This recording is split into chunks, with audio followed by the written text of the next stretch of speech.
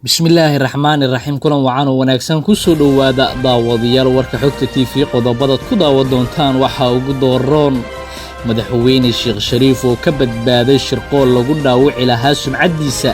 al-shabaab oo xiray ninkii ka dambeeyay qaraxii Shabeellada Hoose toddobaad ka hor lagu eegtay gudoomiyaha gobolkaasi dhacdo xogta la xiriirta ayaad maqli doontaan farmaajo Uhuru Kenyatta oo ka wada hadlay arrimaha ay ka mid tahay dacwadda badda Umar Finish oo xarunta gobolka ku wareejiyay ciidamo ka amar qaata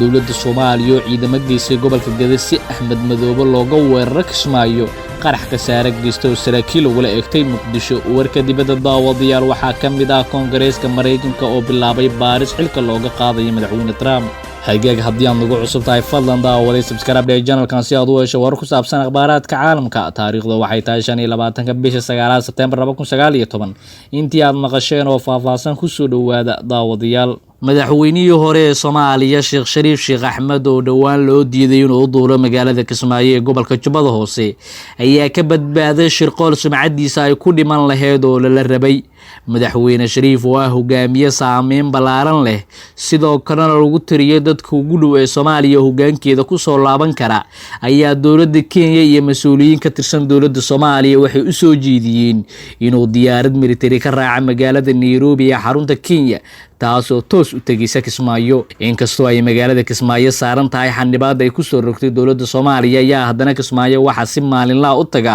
diyaarada dagaal oo ka baxan Nairobi iyo kuwa UN-ka oo aysan waajib ahayn inay Muqdisho soo maraan ama Kismaayo laga celiyo xog aan helnay ayaa sheegaysa in mas'uuliyiin sarsare oo ka tirsan dawladda Soomaaliya ay u soo jeediyeen in uu ka baxo Sheekh Shariif Nairobi isla markaana uu qaato diyaarad military maadaama uu yahay mas'uul xushmad leh oo dalka xil muhiim ah ka soo qabtay sidoo kalena saaxiibo la ah hoggaanka sare ee dawladda Soomaaliya sidoo kale dawladda Kenya ayaa Shariif u soo jeedisay in isaga iyo wafdigiisaba ay siin doonto diyaarad military oo ka qaada Nairobi toosna u geysa Kismaayo kana soo celisa balse warkaasi waxa diiday madaxweyne Sheekh Shariif Sheekh Axmed Sheekh Shariif haddii uu raaci lahaa diyaarad military oo ay leedahay Kenya waxa lagu eedeyn lahaa inuu xiriir la leeyahay Kenya isla markaana uu kala shaqeynayo qabashada deegaanada Jubbaland iyo ka guulgaaridda muranka badda waxay geliyeen waqti dheer iyo maskax inay madaxweynaha ku qanciyaan socdaalkiisa Kismaayo inuu ku tago diyaarad military oo ay leedahay Kenya laakiin kuma guuleysan hadafkooda ayuu yiri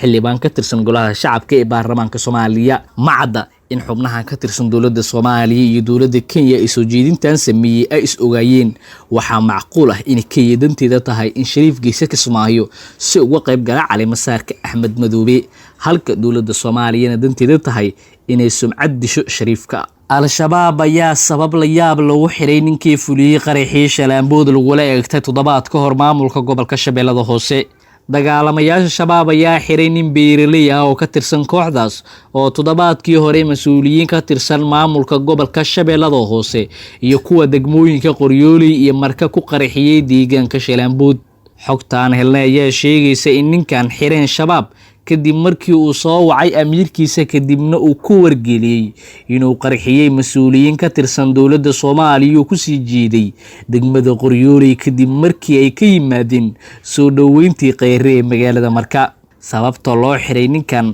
ayaa waxa ka mid ah laba qodob kow inuu amiirkiisa ku wargelin qaraxa hore intuusan fulin labo in uu baajiyay weerar jidgal ah oo shabaab la damacsanaayeen mas'uuliyiintan sababtoo ah toobaneeye ciidan ah oo shabaab ka tirsan ayaa wafdigan loo diyaariyay deegaan keen ah oo u dhow halka lagu qarxiyay waxayna taasi sababtay in wafdigan ku laabtaan Marka sababtii uu qaraxaasi u fuliyay una baajiyay qorshihii lagu leeyahay wafdigan ayaa ah ujeedka weyn ee loo xiray qof ka tirsan mas'uuliyiinta la weeraray ayaa sidan caasimada online warkan qorto u sheegay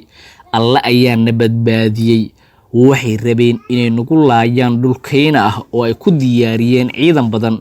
qaraxii dhacay ninkii ka dambeeyay way xireen oo qorshahoodu fashiliyay alxamdulillah ayuu yiri mas'uul ka tirsan xubnihii la weeraray qaraxaasi waxa ku dhintay ugu yaraan 3 askari oo ka tirsan ilaalada gudoomiyaha gobolka Shabeellaha Hoose waxaana ku dhaawacmay mas'uuliyiin heer degmo ah iyo ciidan kale oo saarnaa gaarigii la qarxiyay al-shabaab ayaa sheegtay mas'uuliyadda weerarkaas oo dhacay toddobaadkii hore farmaajo Uhuru Kenyatta ayaa ka wada hadlay arrimaha ay ka mid tahay dacwadda badda wadahadalla saddex geesood ah oo magaalada New York ee dalka Mareykanka ku yeesheen madaxweynaha federaalka Soomaaliya Maxamed Cabdullaahi Farmaajo, madaxweynaha Kenya Uhuru Kenyatta iyo madaxweynaha Masar Cabdi Fataax Al-Siisi ayaa dowladda Soomaaliya sheegtay inuu ku soo dhamaaday isfahan. Arrinkan ayaa lagu shaaciyay bogga Facebook ee madaxtooyada Soomaaliya ee Villa Soomaaliya. Kulankan oo uu soo qaban qaabiyay gudoomiyaha Midowga Afrika ahna madaxweynaha Masar Cabdi Fataax Al-Siisi ayaa dowladda Soomaaliya sheegtay in la isku raacay in xiriirka ka dhaxeeya Soomaaliya iyo Kenya lagu soo celiyo heerkii uu taagnaa bishii Febraayo ee sanadkan, lana qaaday tallaabooyin diblomaasiyadeed oo lagu dhisayo kalsoonida labada dowladood iyo shacabka. Madaxweynayaashu waxay ku heshiiyeen in la sameeyo guddi isku dhaf ah oo ka kooban labada dhinac, kuwaas oo ka shaqeyn doona kamira dhalinta is-afgaradka haatan la gaaray. Sidoo kale dowladda federaalka Soomaaliya ayaa sheegtay inay ku adkeysatay in kiiska badda go'aankiisa loo daayay maxkamadda cadaaladda adduunka, taas ay sheegtay in la isku waafaqay. Kenya ayaa marar badan ku adkeysatay in kiiska dacwadda badda laga soo celiyo maxkamadda oo is-afgarad lagu dhameeyo. Khilaafka diblomaasiyadeed ee Kenya iyo Soomaaliya ayaa gaaray halkii ugu xumaa bishii Febraayo markii ay dowladda Kenya u yeertay safiirkii u joogay Muqdisho, kii Soomaaliyana ku amartay inuu dalkeeda ka baxo. Wixii ka dambeeyay waqtiga, Kenya ayaa ku doodisay in Soomaaliya ay ku xaraashtay magaalada London ee waddanka Ingiriiska ceel shidaal ku yaala dhulka xuduudda ah lagu muransan yahay. Soomaaliya ayaa arrintaana si kulul u beenisay. Kulanka New York ayaa noqonaya kii ugu horreeyay shan labada hogaamiye tan iyo bishii Maaj ee sanadkan mar ay ku kulmeen magaalada Nairobi kuna heshiiyeen inay soo celiyaan xiriirka labada dal, sida uu sheegay ra'iisul wasaaraha Itoobiya Abiy Ahmed oo labada dhinac dhexdhexaadinayay. dowladda Soomaaliya ayaa ciidan militari ah geysay gobolka Gado. Ciidankan ayaa laga qaaday magaalada Muqdisho. Askar ka tirsan ciidanka xoogga dalka oo Muqdisho laga qaaday ayaa laga dejiyay degmada Baardheere ee gobolka Gado, kuwaas oo hordhac u ah ciidamo kale oo dowladdu ay damacsan tahay in ay ku daadgurayso gobolkaasi. ciidamada laga dejiyay Baardheere ayaa tiri ahaan gaaraya 300 askari, sida ay ogaatay caasimada online, waxayna saraakiisha hogaaminaysa sheegeen in ay hordhac u yihiin ciidamo kale oo lagu daabulayo gobolka Gado ee koonfurta Soomaaliya, kuwaas oo lagu wado in maalmaha soo aadan ay gaaraan halkaas. Ciidamadan ayaa qayb ka ah qorshe ay dowladda doonayso inay guud ahaan ku wada qabsato gobolka Gado ee koonfurta Soomaaliya, kadibna u gudubto Jubbada Dhexe si Axmed Madoobe ugu soo reebta kaliya dhowr degmo oo ka tirsan Jubbada Hoose.